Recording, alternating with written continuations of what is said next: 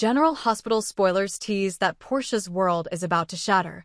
Trapped between protecting her daughter and safeguarding her own freedom, she may be forced to turn on her husband, Curtis Ashford, at the behest of Drew Kane, who wields damning evidence that could send her to prison. Port Charles has never known a more precarious balance than the one Portia Robinson currently walks. A brilliant physician with a heart of gold, Portia's life has always revolved around healing others until now, when she finds herself at the mercy of a man she once trusted.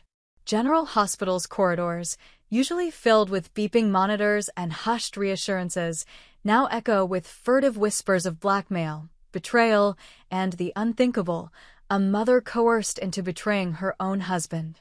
It all began when Drew Kane, the brooding private investigator with a fractured soul, resurfaced in Portia's life, bearing secrets dark enough to ruin her. He holds two explosive pieces of evidence. First, documentation of Portia's alteration of a patient's toxicology report, an act born of mercy but legally indefensible, and second, Brad Cooper's betrayal, in which Brad leaked incriminating information that Portia had administered a controlled dose of ketamine to Drew in self-defense. Drew's abandonment by those he once called friends twisted into ruthlessness, and he now wields these truths like a surgeon's scalpel, cutting at the foundations of Portia's existence. Portia knows all too well the depths of Drew's desperation. After the revelation that he might be Michael Corinthos's long-lost brother, Drew's life careened into a vortex of anger and rejection. Portia once offered him compassion and refuge at her home, only to find those gestures turned against her when Drew discovered the ketamine incident. Late-night paramour? No, Portia's actions were to protect a broken man from a psychotic episode. Yet Drew views her as a manipulator, and he's determined to make her suffer for employing what she believed was bedside judgment. Standing in her cozy kitchen, Portia stares down at the letter Drew slid under her door just hours ago.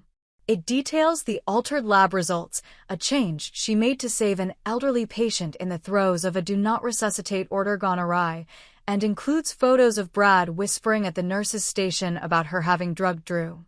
Her breath catches as she reads the final line, "Comply, or I'll not only destroy your career, I'll make sure Trina never sees you walk free." The words claw at her chest. Trina, her treasured daughter, the light of her life. Drew knows nothing hurts a mother more than fear for her child's safety. Portia's mind races through her options. Turn herself in? A noble act of atonement, but one that would leave Trina motherless and vulnerable. Fight back legally? Drew's evidence is ironclad. Any defense could collapse under cross-examination. Appeal to Curtis? Unthinkable. She cannot risk dragging her husband into her disgrace. And yet, Drew anticipates her every move. His insinuation that he could target Trina if Portia cooperates with law enforcement is a poisoned dart aimed straight at her heart. Caught in this moral quicksand, Portia resolves to buy time. She arranges a meeting with Brad Cooper at the Metro Court Starbucks, hoping to persuade him to retract his statements. As she approaches, the memory of Brad's betrayal stings like salt in a wound. He'd been her confidant, the father of her child, and yet he traded her secret for a price. Now, perched across from him with a trembling cup of decaf in hand, she pleads for his help. Brad's eyes, once warm and regretful, are now steeled with fear. "Portia, I'm sorry, I don't have any leverage over Drew," he admits. "He threatened to expose me too if I didn't cooperate.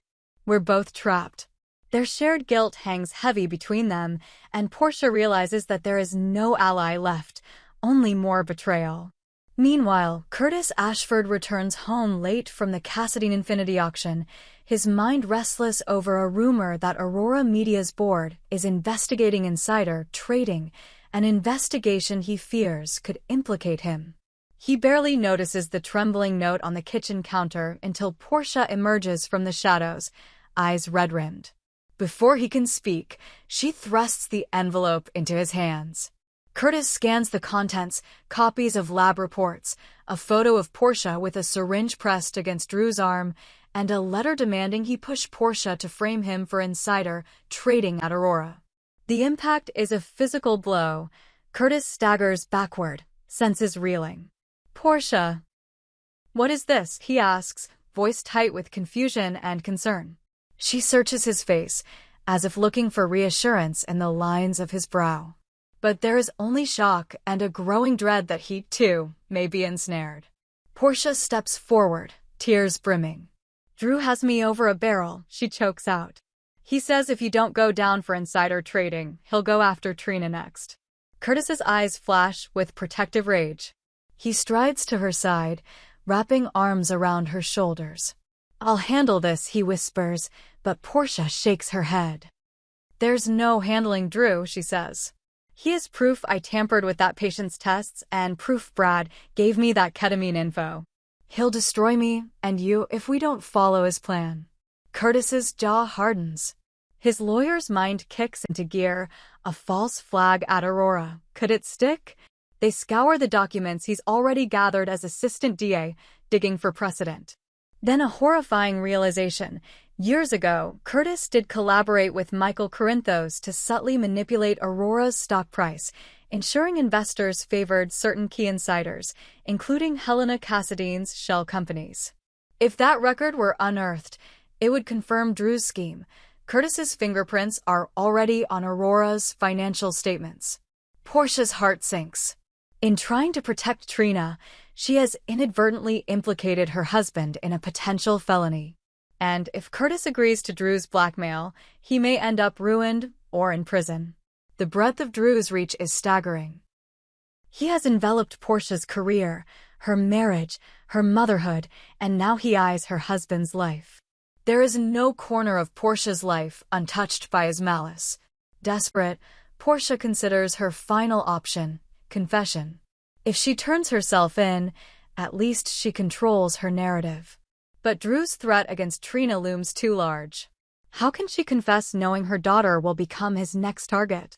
And even if Trina remains safe, Trina's life would change forever without her mother's presence.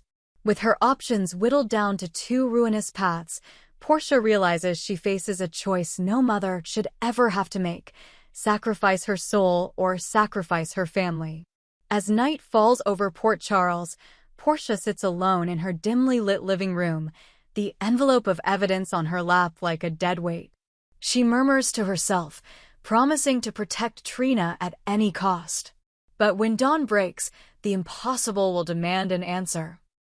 And Portia will have to decide whether she can truly betray the man she loves to save the daughter she adores.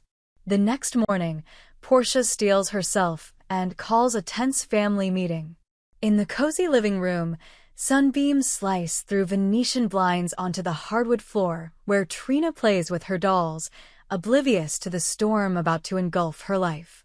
Curtis stands beside Portia, arms folded, face drawn. Portia cradles her daughter in her arms, smoothing back her dark curls. "Darling," she begins softly, "Mommy and Daddy need to talk about something important." Trina looks up with innocent curiosity, and Portia's heart twists with guilt. Curtis clears his throat. "Trina, sweetheart, Mommy's been having some trouble at work." He casts Portia an apologetic glance. Portia swallows, her voice trembling. "I made a choice. I altered a patient's test results to protect them, but it was wrong. And I'm afraid someone out there could use that against me, and against our family." Trina's brow furrows. "Are you in trouble?" she asks, voice small. Portia forces a smile, but tears slip down her cheeks. "Maybe, but Daddy and I are going to do everything we can to keep you safe." Curtis sweeps the room with a protective gaze, then turns back to Portia. "Portia and I have talked, and I've decided I'm going to take responsibility. I'm going to say those insider trading allegations are mine. I'll face whatever comes so you don't have to." Portia grabs his hand. "You don't have to do that," she insists. But Curtis's resolve is unshakable. It's the only way to keep Drew from harming Trina or you. Portia's tears fall freely now as she realizes what her husband is willing to sacrifice. That afternoon, Portia reaches out to her mentor at the hospital, Dr. Hamilton Finn, pleading for advice. In Finn's warm, book-lined office, Portia confesses everything: lab tampering, ketamine cover-up, Drew's blackmail. Finn's face tightens with concern. "You've broken the law, Portia," he says gently. "You need a lawyer." But Drew's tactics are reprehensible. Threatening your daughter is crossing a line no one should tolerate.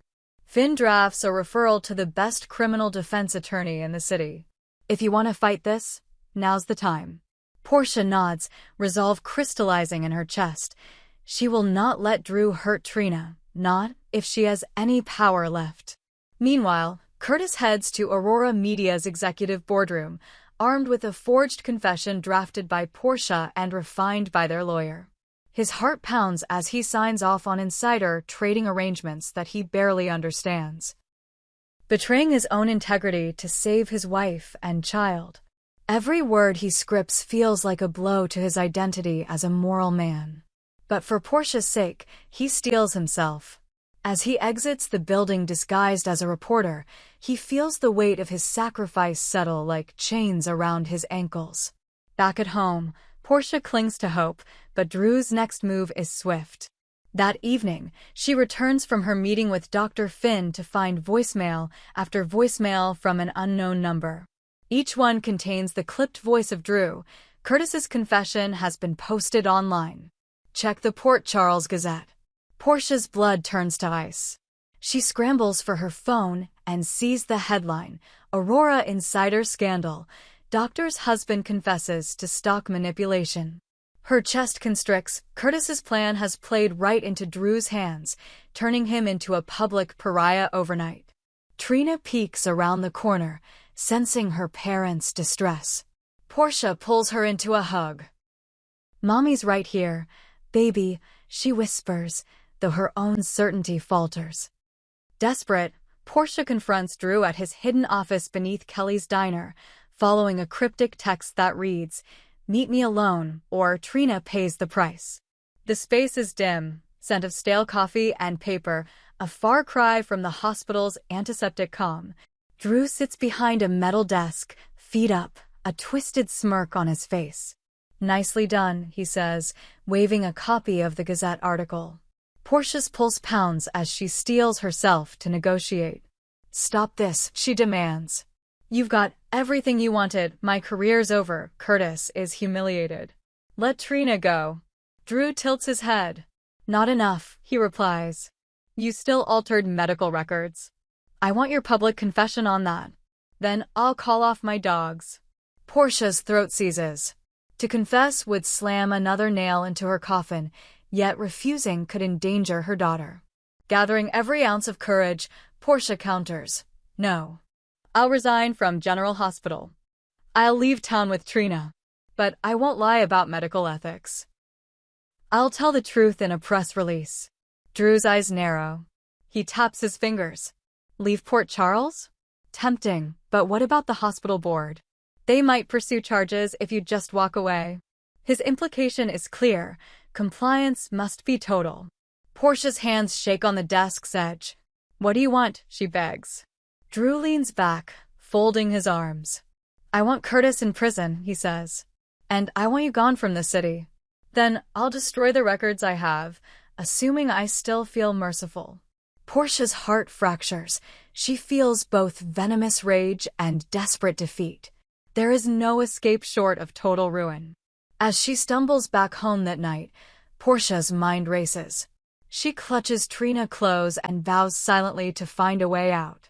In the dark, while Curtis sleeps fitfully beside them, she drafts a letter of resignation, one that admits to the lab tampering but omits any mention of Drew's coercion.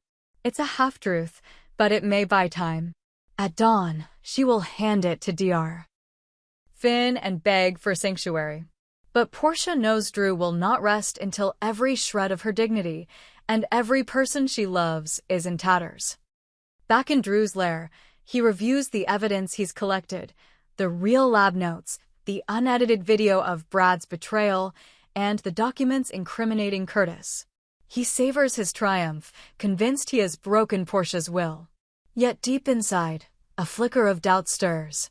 He remembers Portia's compassion, her courage under fire, and the gentle way she cradled his broken spirit months ago. For the first time, Drew wonders if vengeance is truly worth the destruction of an innocent family. But by the time Portia reaches the hospital, letter in hand, Drew has vanished, along with the promise of mercy. The board receives her resignation and begins an internal investigation that could lead to criminal charges. Curtis, now stripped of reputation, braces for arrest. Trina, sensing the upheaval, clings to Portia with tears in her eyes. "Mama, don't go," she whispers. Portia holds her daughter close, unable to form words. As the hospital alarms ring in the background, Portia realizes that Drew's victory may come at an unbearable cost, and that, in trying to save her family, she may have lost them forever. In Port Charles, where every secret can be weaponized and every heart is vulnerable, the saga of Portia, Curtis, and Drew stands as a stark reminder. When blackmail and betrayal collide with love and motherhood, the lines between right and wrong blur. And the only certainty is that innocence can become its own worst prison.